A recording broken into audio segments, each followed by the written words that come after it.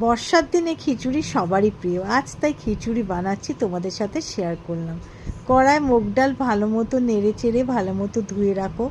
তারপর একটু সাদা তেল দিয়ে গোবিন্দভোগ চালটাও নেড়ে তুলে রাখো। এইবার ওই কড়াইতে সর্ষের তেল ভালো মতো গরম করে ওতে তেজপাতা, শুকনো লঙ্কা, জিরে ফোড়ন দিয়ে এই আদা, টমেটো আর কাঁচা লঙ্কার পেস্টটা দিয়ে দাও। দিয়ে ওর মধ্যে একটু জিরে গুঁড়ো দিয়ে ভালো মতো মশলাটা কষতে থাকো।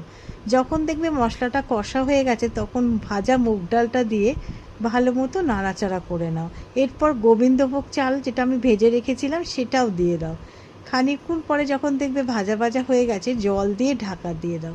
এই দেখো ফুটে উঠেছে, এবার আমি নুন দিয়ে দিলাম স্বাদ মতো।